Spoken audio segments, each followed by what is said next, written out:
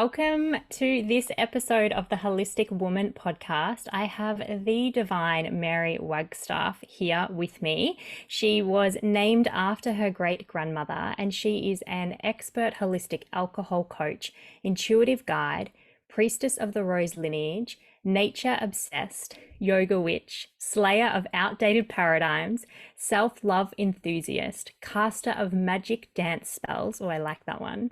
Surrender of truth, creatrix of inner alchemical journeys, devotee of the earth goddess and the divine mother, and queen of podcast mic drops. She has combined over 20 years of experience as a wellness educator, embodiment and energy practitioner, coach, ceremonialist, and human development expert into the profound work of holistic alcohol coaching.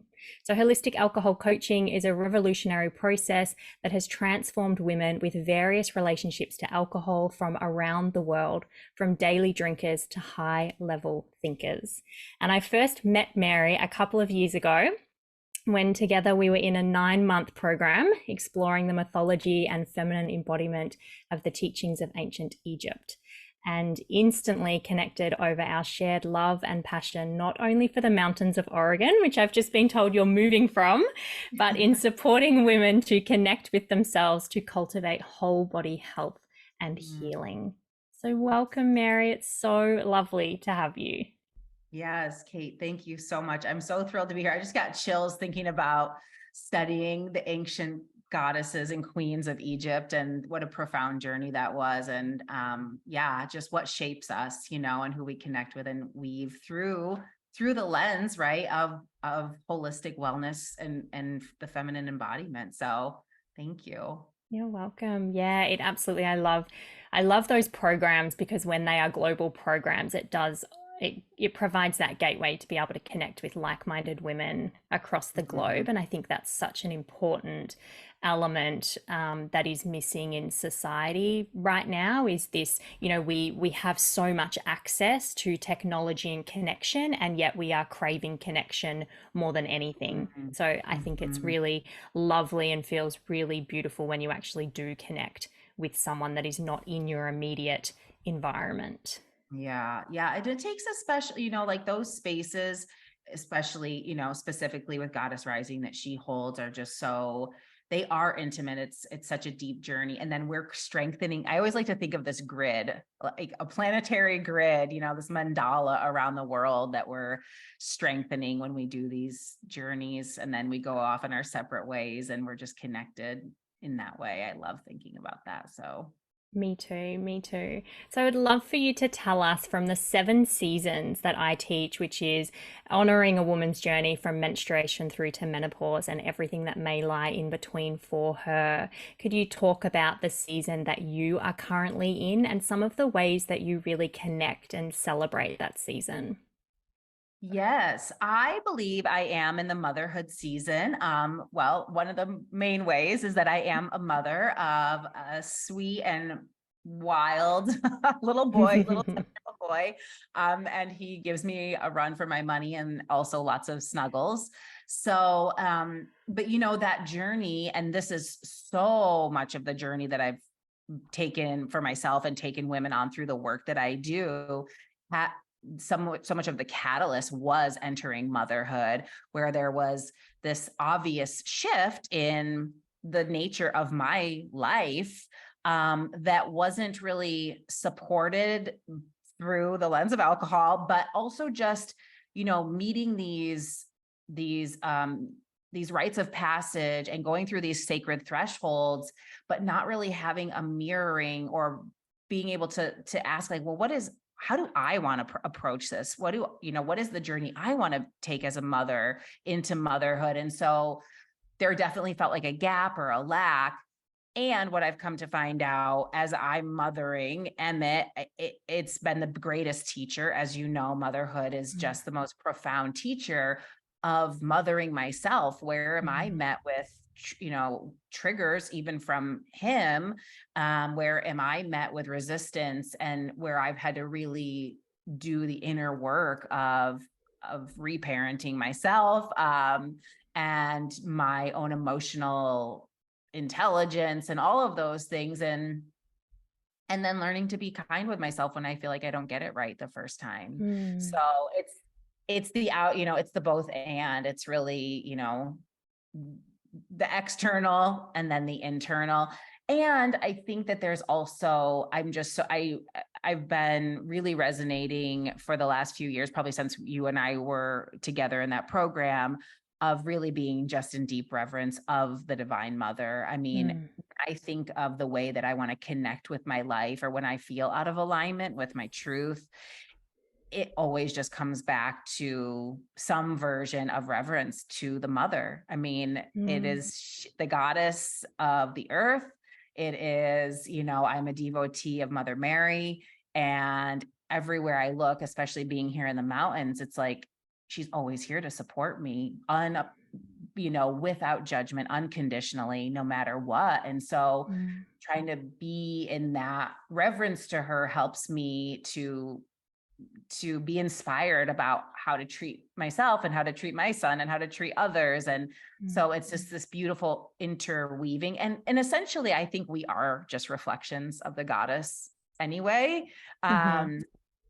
So yeah, that's really where I'm at with motherhood. It feels big and profound, but it also Yeah. feels like the most natural, simple thing in the world too. Mm. So And I think it can feel like that when you have an anchor point, such as this, honoring of the Divine Mother and seeing her within everything. And that's what I love about the season of motherhood, not just in the literal sense of women who have carried and birthed children, but just in the essence of being a woman and having access to the energetics that is motherhood and mother. And so I'm sure so much of this interweaves with the beautiful work that you do, which is centered around holistic alcohol coaching. And so I wonder what landed you in this work and whether it was something that you were doing prior to becoming mother, and if it was, how that's shifted and changed now that you are in this season of mother. yeah. Well, yeah, I mean, it kind of comes back to the divine feminine and the goddess rising within me. I think we teach the best what we know and what we've been through. And I had, it's, I was talking about this, I'm writing a book. I was talking about this with my book coach, and it was like, a lot of people develop a strong relationship or a habit or even an addiction with alcohol unintentionally. And we're like, it's not really unintentional. It's more that it's unconscious. It's this Mm. unconscious thing that people just do because of, societal norms, and then it can be, and then, fast forward, it becomes a coping strategy. And, there's a lot to unpack there. But,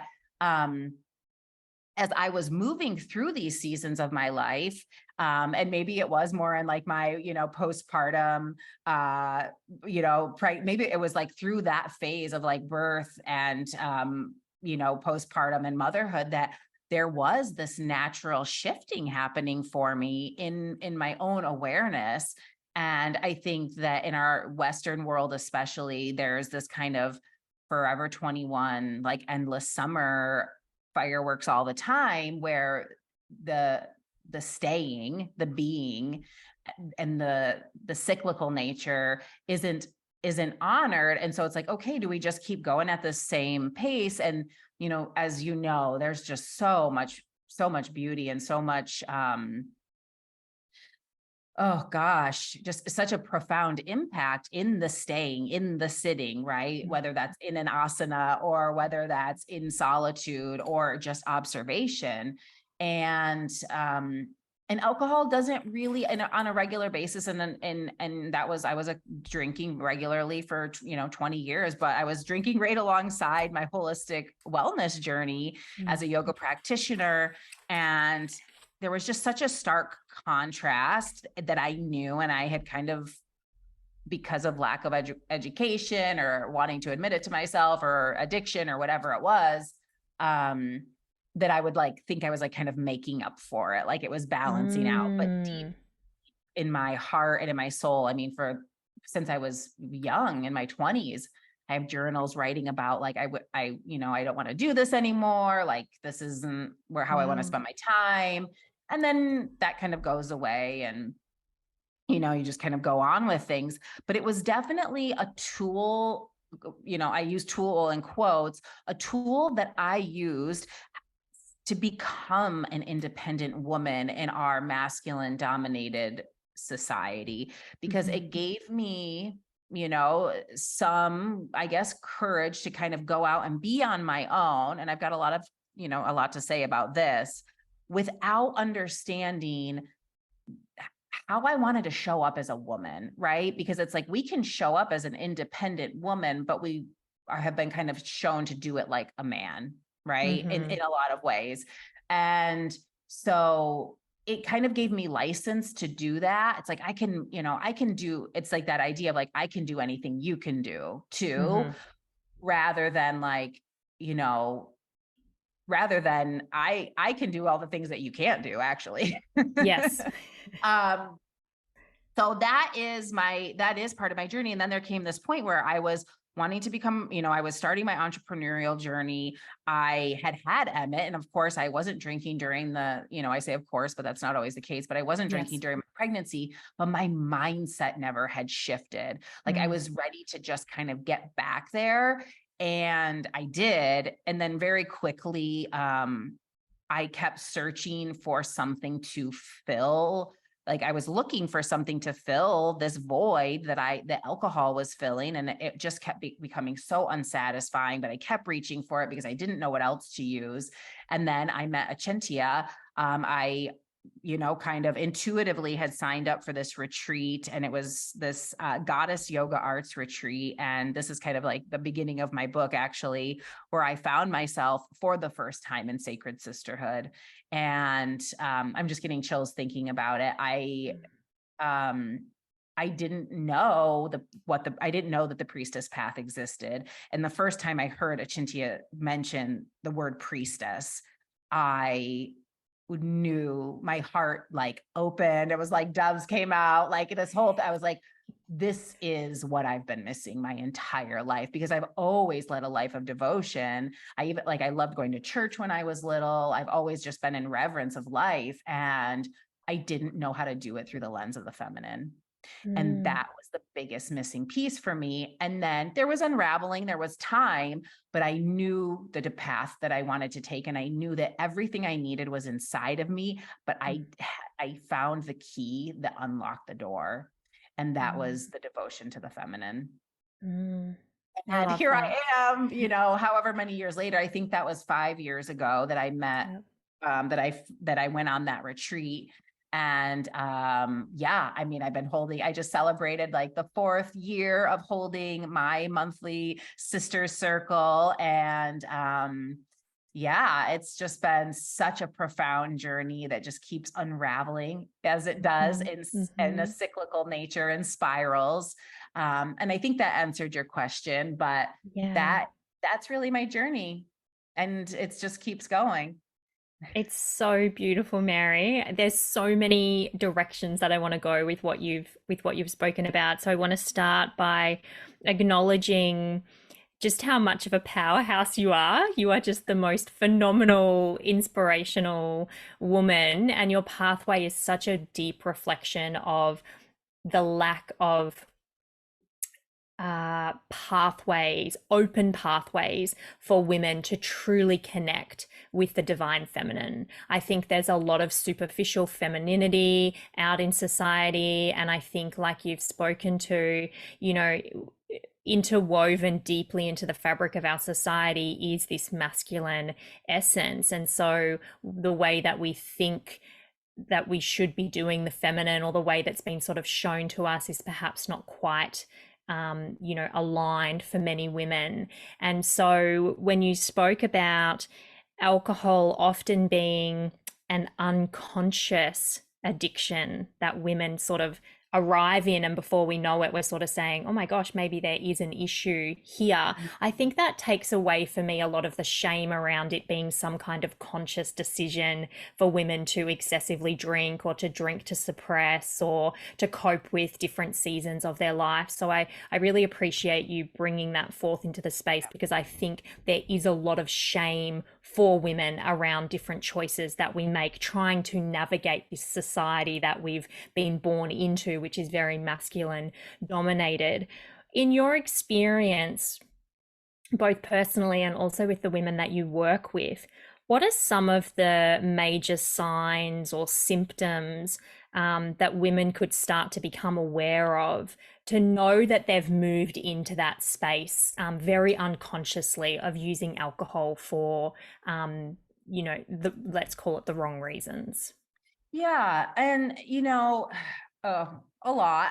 I mean, I think, I think that there is a deep knowing. I think whenever you're having a conversation in your head, I always joke about, I wish I didn't go to that yoga class yesterday, said no one ever, right?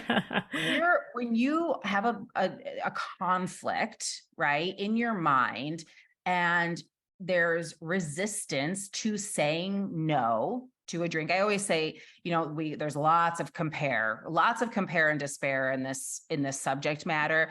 And what I would love to just first say to anyone listening who's just, thought about their relationship to alcohol is the only thing that matters for you desiring change is the results that you want.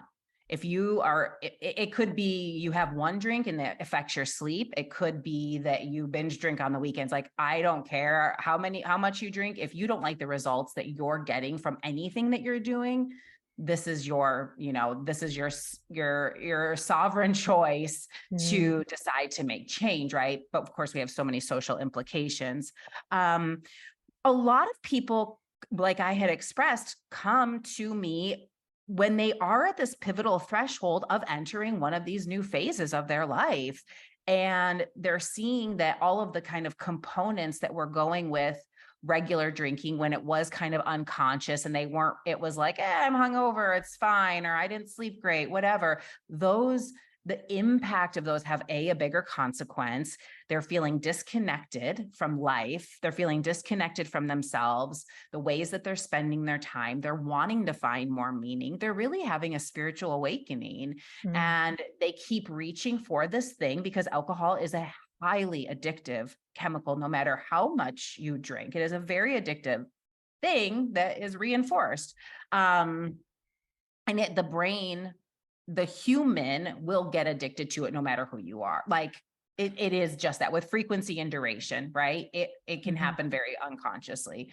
So I like to just let people know that it's like a biological thing. It's not you. Yes. And so that's how the habit can be formed. But yes, I find there's this knowing, this yearning, this desire for more. A lot of women have, like, they've developed their careers, or they've been in motherhood and they feel really good about the work they've done there. And it's kind of this coming back to self, or what don't I know about myself yet? Because they know, Kate, it's so, like, I could cry thinking about it. They know that there's something missing. They know that Mm. there's something missing. And it's been such a conscious choice for me to have to put my spirituality at the forefront of my work in so many ways, because there is, I mean, our intuition, the feminine intuition, and our emotions are so deeply tied together. And when we suppress or invalidate the emotional experience, which alcohol does in really any way. And I see alcohol as neutral, but the impact of alcohol does have a consequence. Um, we're altering our state. We are altering the emotional state, no matter if it's quote unquote positive or negative. It doesn't really matter. And so we lose access to, how do we show up naturally in this moment? How do we respond? And so a lot of people start drinking very young, Mm. so their cognitive or their emotional intelligence development and their nervous system, how they would naturally respond to just natural social situations, threats, literally anything, has become dysregulated because it's been developed through the lens of this alteration, right? So they are aging, they're growing, they're maturing. They have so much wisdom that's uncovered, but they can like taste it, right? I mean, these are Hmm. brilliant, smart, amazing, courageous, beautiful women, Hmm. and they just don't know how to access it because they don't see it mirrored in our culture. They didn't see it mirrored by their parents or their mother. Even if people didn't drink, there's still such a stigma about alcohol being quote unquote normal. And Hmm. if you can't drink, then something's wrong with you. And so there's all this interweaving. And then if I don't drink, do I have to carry this label around and all the stuff? And it is maddening. It can be Hmm. maddening. So that is when I really see people, they have this calling, they start to hear this whisper of, their the part of them that is connected, that is whole, that Hmm. is their wholeness already. And so it's just removing these layers. And if we and I just see alcohol as a symptom. And then we just go deep into, all of the other things that we would do on the journey of feminine awakening and holistic wellness for women. Hmm. But the alcohol, when it's such a conflict and it's like I keep reaching for this thing that I don't even want anymore, that is when there is something great waiting for you on the other Hmm. side. And it's really meeting yourself. One of the things that I say is your relationship to alcohol ends when you begin a new relationship to yourself. Like when Hmm. you have a new profound relationship with yourself, the need for alcohol or even the desire for it really becomes, I mean, there's conditioned behavior, of course, and that's like really Hmm. deep, especially with a chemical, but it's yeah, it can just really fall away when we Hmm. center the woman around change versus centering alcohol around the change, which is what a lot of other programs I feel like do. And there's no shame in any of them. But it's like, we're not trying to figure out alcohol. We're Hmm. trying to figure out you. We're trying to learn Yes. you and get to know you. So Yes. yeah. Yes. I like that because it's not, I like how you've spoken about alcohol. You see it as neutral. So it's not about our relationship necessarily with alcohol, although that's part of it, but it really is ultimately that deeper level of our relationship with ourselves as a woman Yes. and meeting our individual needs. And I know here in Australia we have a culture of drinking. I mean, many places in the world do, particularly here in Australia. We also have this, she'll be right, mate kind of mentality and viewpoint on things. So it's very deeply embedded as a societal norm, as you've spoken to. And I read one of your Instagram posts recently where you said that alcohol never made you more fun. It just quietened the thoughts that told you that you were boring, a bad dancer, not good enough, what will people say, etc. And so I wonder, in your work, what are the most common reasons that you see that women actually do drink? What are the reasons behind why they shift into these Yeah. states? Well, like I was saying earlier, I think a lot of it happens unconsciously. And, it's like even in as young as even as young as 14, 13, 14, however. And it's, kind of a thing you do when you're younger, you're partying, it's unconscious. But you realize that it is a dissociative. So it takes you out and away from all of the chatter in your brain, because as humans, we have an ego, right? We're self-centered, very self-conscious people. Um, and um, and really what happens is, again, kind of unconsciously, that alcohol has been positioned, it's a billion-dollar industry, and it is a cultural norm most places that I have decided, especially in the Western world. Um, and um, it shows up in all of the places you're already having fun. All of the things that you would love to do naturally, like it's there, right? And so you associate these really great times, like going to a ball game, going to a concert, going to whatever, that you would have a full embodied, amazing experience with already. And then this other thing is present that now when you have that sensory memory per se, it triggers this response. Alcohol has overridden your memory, essentially, even to Mm. its detriment of how terrible you may have felt not even just the next day, even after a couple of drinks. Sometimes people have one drink and they're like, oh man, I felt better before I had that drink, right? Yeah. So a lot of times people are like, oh, but I only drink when I'm happy. And I'm like, yeah, but if you're already happy, then why do you need to drink, right? Yes. Because there's this kind of idea that it enhances it and so on and so forth. But I just find that it is a developmental thing. And it's a lot of times these women, and myself included, have developed by moving away from themselves instead of moving closer to themselves, and really honing in and refining the intuition. So it's also tied, Kate, with emotions. Like, they're drinking when there's an emotional trigger, and that then also can go to the discomfort and the uncomfortable ones, stress, right? Like the need to relax, overwhelm. And there's this kind of message that's sent that it's an invalidation, right? It's an invalidation of the natural state of emotion. However, the natural state of emotion gets a little out of balance with the chemical process too, right? So you kind of have to clear the chemical out first before you can go in and see what's really there. And then oftentimes it's really our interpretations of other areas of our life too, how we're interpreting our work, how we're interpreting our relationships, what boundaries we're setting, right? Are we people pleasing? All of these things. And then so when you kind of clean up the expectations and interpretations we have for our life, a lot of time the need for alcohol also becomes less. But it's an unpacking of most emotions, right? So one of the questions that we ask often, when I'm working with my clients one-on-one, is what need do you have right now that's not being met? Or what is the need that you have right now? Or what's the expectation that you have that you think should be being met, right? And then right there, we know what needs to happen. So, and then we ask, well, what does that need to hear? Because if we always just kind of keep suppressing it, then we never get to the root. We can never get to the root of the truth. So there's kind of two parts with alcohol, where we all have stuff that bumps up against us, right? Just from conditioned behavior, from what our parents teach us. We have these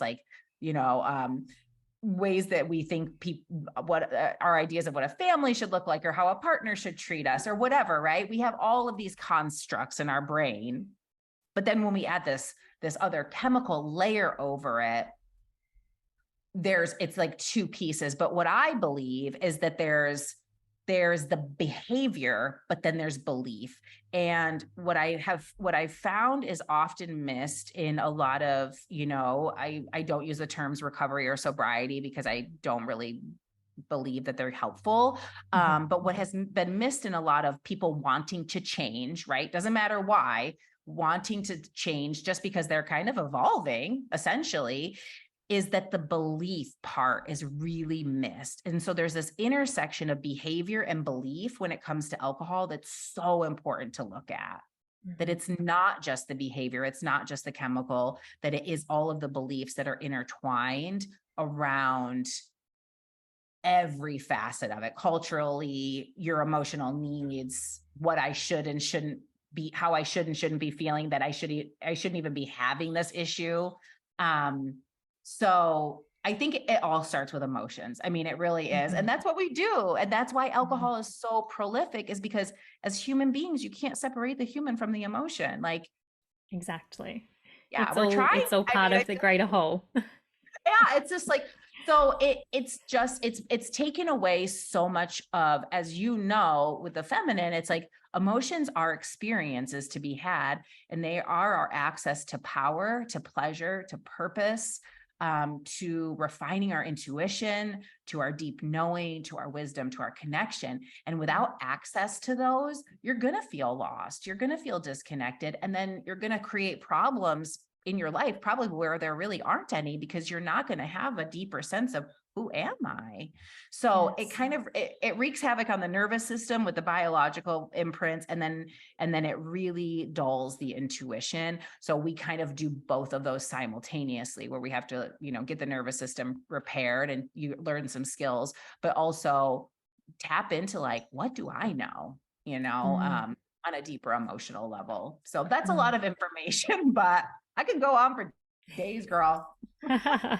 This leads so beautifully into a conversation I want to have around cyclical living. So, I speak Yes. about, cyclical living through the 7 seasons of a woman's life. So it's that celebration and honoring of women's needs, as you speak so beautifully to, as we move through those major transitions. And then as we sit in that season, whatever that may be. And I know societally, there are some seasons, as you've alluded to already, not drinking during pregnancy, for example. And there's some television ads at the moment in Australia that is speaking to not only not drinking during pregnancy, but actually whilst you're trying to conceive, so that it actually has an impact well before you are actually carrying the child. So I really love seeing that I feel like we're shifting, somewhat our understanding of alcohol use. But I know that as we do move through these various seasons in our life, there are those moments in time, and particularly I sense through motherhood,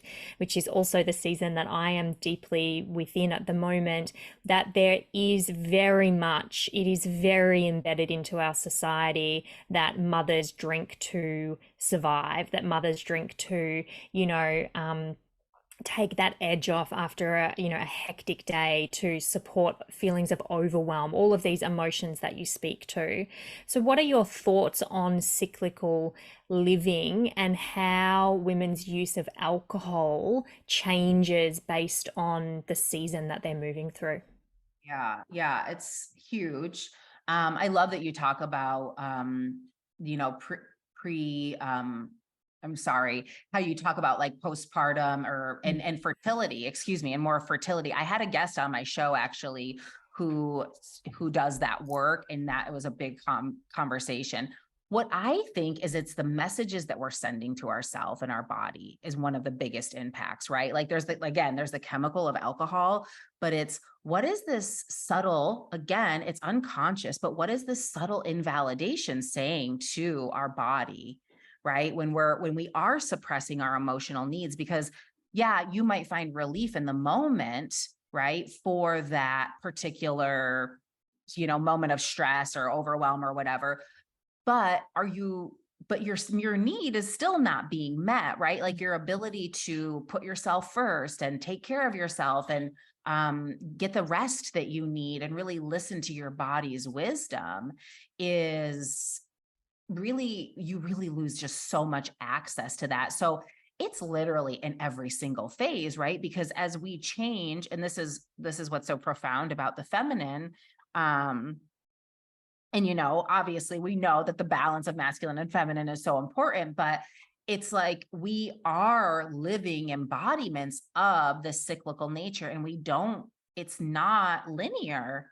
Mm. It's not linear. So at every season, it's a spiral, and you kind of come back to that same point, but at a little bit of a different place, right? Yes. And so if it's always just the same, if we just respond to every phase of our life and every season of our life the same as we responded to the last one, then we're just missing, we're missing the mark, and we're not able to meet ourselves the best that we can and learn how to be our own best teacher and doctor and lover and all of those things.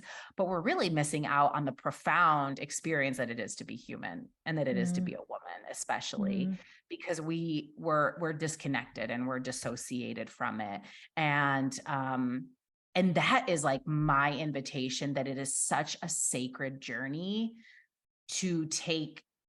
I call it going beyond alcohol, that there is so much depth waiting for you to explore, that is sentimental and profound, and just gives you access to layers of the inner world that I just still feel like I'm like not even haven't even scratched the surface. Like even just with the way my body moves, right? I've been like really digging on my spine lately. I'm just like in such reverence of my spine. And I'm like, oh my gosh, this thing, it's amazing. I mean, of course Yeah. it is how we're alive.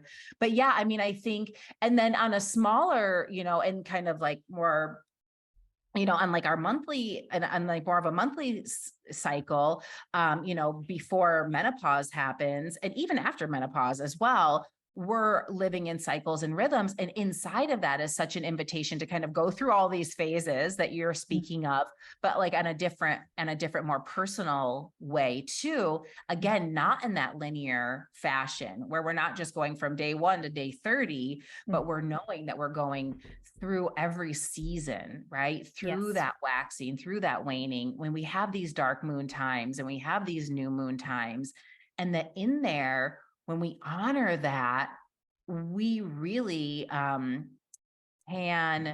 we just get to meet our needs and balance our nervous system in such a profound way that we become more efficient, right? It's like we can slow down and be more efficient and have more fun and have more joy. And that's why I find that the need for alcohol becomes so, it seems like it's alcohol becomes such a necessity, is because we're just trying to keep up with that linear fashion, right? Instead of understanding that there are other ways I believe we're supposed to be, right? You can't have the spring without the winter. Yes. And again, there's no shame. I didn't know any of this stuff before I knew it, right? Yes. Yes. You don't know what you It's don't so know. beautiful, and it's the best part of my life, and I just love being a woman, and it's given me such permission to be with myself as I'm aging and as my body changes and as my desires change and my energy level and like all of these things. And it feels so warm. It feels so warm to be able to show up, and I'm so proud to be able to show up for myself in this way. And I would not have been able to do it without alcohol. I mean, with alcohol in the way, it just would not have been possible. And there's such a spectrum, and there's lots of reasons too, right? I mean, there's trauma, there's all sorts of things, but at its most base level, there is always an opportunity to meet yourself in a brand new way underneath the desire to have a drink in any form, in any fashion, right? I think that there's always an invitation there to just do something new that we've just done habitually, right? And that could be alcohol, that could be anything else. So Yes. So we have this understanding of how we can say eat intuitively or practice intuitively, adjust our yoga practice intuitively to meet the needs of our season or our individual cycle within that season. In your awareness, is it possible to intuitively drink? Yeah, well, and it's funny, I've started using that term because that is what I teach my clients, right? What we find out is when you really are in full alignment with your intuition, that the need to drink or even the desire, or it really falls away altogether. But the intuitive part is questioning it from that place. Now, I've read some stuff, and everyone's entitled to their own opinion. And I've read some things about like, I like it with this food, or I like it with this, I just like this taste of it, or whatever it is. And just knowing what I know personally and from the work that I've done is so much of that is conditioned as well. So much of that is acquired, right? Where most people, when they had their first sip of alcohol, didn't like it. Yes. Right. And anything can be acquired. We've talked about coffee, right? When you're a kid, you don't really like the taste of coffee, right?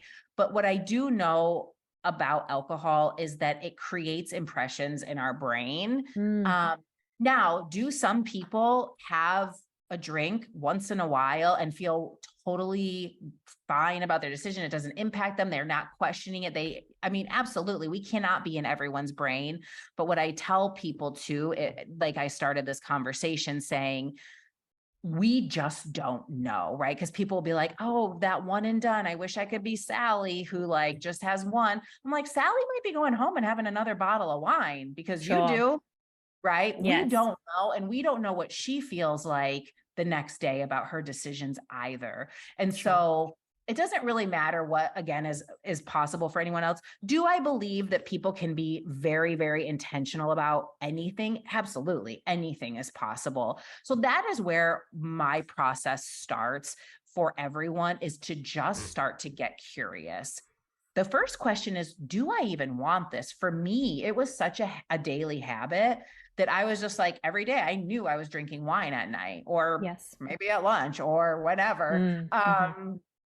And it seems like a lifetime away. It's amazing. But, I just like, there were definitely times where I didn't even really want it, but it was such a habit. And I Mm. kind of didn't know myself enough to know, like, what else do I want? Like, it was like, if I don't do this, like, kind of then what, right? Mm-hmm. And it seems so silly now because it's like, well, you just have some water and go to bed, right? Like, I don't know. But in those moments, and that's why I never undermine this, is because I know that there's this, like, it's this really surreal experience when you're Mm. really entwined in it in your life.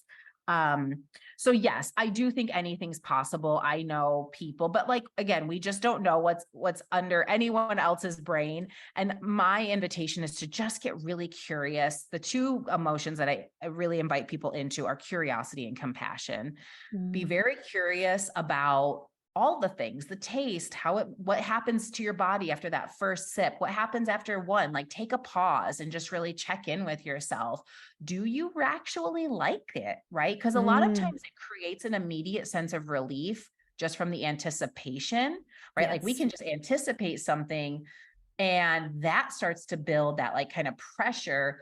We have a drink and it's like, but if you were just to have that without the desire, would you really like it? Right? Like if you were to Mm. have a drink at 8 a.m. and you have no interest in having a drink, would you like the taste? Would you like the drink? Right? Yes.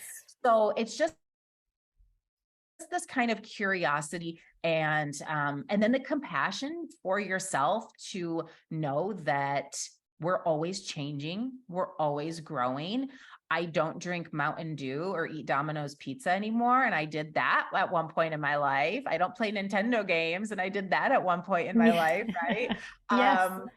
I've got boundaries with people and like, so it's just become this thing that like we're supposed to do in so many ways. Yes. And there's a lot of like questioning about making the change for yourself. And it's a choice, I think, that happens through natural maturation for a lot of people, for a lot of women. And I do believe that it's also, I think, part of the evolution of our humanity, right? And so many ways where we age, we change, we want different things. The things that were important to me at 18 are no longer aren't important to me anymore. And our meaning, the way that we want to find meaning in this life is always also evolving too. Our values are also all evolving. So that's something else that I do with people is we really do a values assessment. What values is alcohol in alignment with and how? Yes. That's a question we Yes. can ask just from curiosity, not from anything other than like getting to know yourself. And Mm. does this thing even fit into my life anymore? Mm. What So what's your sense on, because you speak about alcohol having increased for women, the use of it over, say, the last 50 years. What are some of the reasons you think that's happened? And do you see that changing? yeah, well, I'll answer the first question first. Um, I believe, like, kind of like I talked about earlier about going out and, we've been encouraged as women, to go out and be independent, to go out and be in the workplace. And we're still doing a lot of the same motherly households. This is why, Yeah. like, mommy wine time is a thing, right? I Yep. get it. I get it. Absolutely. Because it's like we're doing both. And then like, I don't know about you, but I know in my home, my energy often kind of dictates, like, I'm not like a dictator, but the way that I'm vibing, like it sets a Yeah, tone for the house, right? for And I'm sure. planning, I'm seeing things a bunch of many steps ahead. And, obviously it's a partnership here, but so I think that and then not having the intuitive refinement to ask our emotional needs as we've added more to our plate. And then like the expectations and the way the feminine leadership in the world, or going out as women being leaders, has been done kind of through a masculine lens and not through a feminine lens. And that's why we're really seeing the shift in at least the circles that I run in, right? The algorithms put all the stuff in front Yes. of you, but there is a push for more feminine leadership. And even just the workplace honoring more cycles, like for women while they're pregnant, while they're nursing, Yes. and while they're menstruating, right? And so we are seeing a shift in that, where we can bring the feminine into this modern world where women are holding so, I'm like, Kate, I want to cry thinking about this, holding so much space. And there are women that want to be home. There are Yes. women that want to do the work of what feels natural to them. And I think there's can be a lot of shame around that too, where Yes. it's like, I'm not doing I'm not holding all of these hats, and you don't have to hold all the hats. You get to hold the space that you want to. But so the reason I think it's increased is because of all of those reasons of not having access to meeting our own needs, um, feeling like we have to go out and conquer like the workforce, right? And then go home and tuck everyone in at night. Yes. And there's nothing left, and it's depleted, and there just hasn't been that mirroring. And maybe there was, as you know, in the work we've studied, women used to sit in circle more. But I know, and my mother and my grandmother are such beautiful, powerful women. I love my matriarchal lineage, but I know my mother was raised kind of through the feminist movement, which was Yes. that, like, it was a masculine driven movement in a lot of Yes. ways, Agree. um, to find grounding, to stake their claim, to stake our claim. And I am like in such honor and reverence of women that have fought the good fight, but like, that's the thing. They felt like they were fighting, right? Yes. Instead of honoring, instead of unapologetically, this is who I'm going to be. So a lot of the mirroring that I saw from my mother, and I love her to death, and she's made me who I am, was like, I kind of got to fight my way to the top. Yes. Right. Yes. And I think that creates a lot of stress in the nervous system, and it doesn't allow the feminine to hold space for Yes. herself. Mm. And I do see a change. There's like, now, I mean, even with like the quote unquote sober curious movement, I think that's in all areas, all demographics are really looking at that, which is awesome. I love seeing that.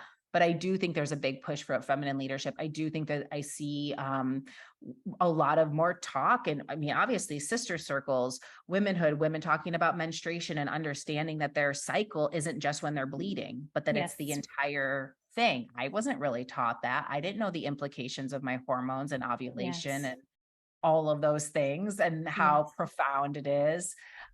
So yes, I think it's amazing. And I think that the more feminine leadership that happens in this world, whether that's just leading your own life, through the way that you see fit, sovereignty, that the world's just going to become a more beautiful, peaceful, place to be, because we are the flowers. We are Yes. nature. It's a beautiful, vision to hold. And thank you for being one of those feminine leaders that leads from a place of deep embodiment and Mm. experience and knowing of oneself so that you can provide that anchoring for other women. And so I'd love to close with getting your thoughts on what your vision for women's wellness is. Yeah, thank you. And I wanted to say ditto, same to you. Thank you for being here and leading with full embodiment and integrity in, your beliefs, because it's just so important to unapologetically lead from our hearts, and in our firsthand experience and our truth, right? And I think that is my vision for women's wellness, is that is to dive deep enough that that we really can unapologetically lead from our firsthand experience and really listen to that inner voice and that inner teacher of having knowing what our embodied yes is, knowing what our embodied no is, and getting a second opinion if we don't feel like the one we've got from an expert is in alignment A with what hundred our percent. experience is. And yeah, there's so many people to there, there's everyone has a gift, everyone has their medicine to support each other. But ultimately, I really see women's wellness as an opportunity to be sovereign in her choices, and to deeply, deeply know herself on a holistic level so that no matter what choice she makes, she feels proud and can honor that choice, in every single area, and be willing to fail and be willing to grow and be willing to try things without shame that she's doing it wrong. Because we're never, Achintia says this actually, she always says this, like, you're never behind. We're always Yes. on track. We're always on track. And we're moving forward, we're spiraling around, we're figuring it out, and to just really enjoy the amazing, enchanting experience that it is to be a woman in this body, because it is such a gift and I love every minute of it. Me too. Thank you, Mary. What have you got going on at the moment? That you're writing a book, which is phenomenal. Anything else that you want listeners to hear about? And then how can they connect and get in touch with you? Yes. Thank you. I am writing my book. I'm very excited about it. It's going to be about all of this and more. But yeah, if you go to my website, marywagstaffcoach.com, there's more information there. I offer a free training for women that they can kind of, just dive a little bit into my process of inquiry and of intuitive drinking. And it's really about shifting perspectives. It's about just seeing the whole conversation from it through a new lens. And I am working one-on-one with clients through a deep, embodied, sacred journey coaching mentorship, and they can find all of that information there. So yeah, I also have a podcast where I dive deeply into this work called Stop Drinking and Start Living. And it's, I offer tools that you can apply right away and really start to just make some shifts and start to generate evidence that, like, oh, there might be another way to do this one thing. Let me just give it a shot and see how it goes. So Mhm. yeah. Kate, thank Amazing. you. I will It's link awesome to to all of that in the show notes. Thank you so much. It's been so nice to be in space with you again and have this beautiful, rich conversation.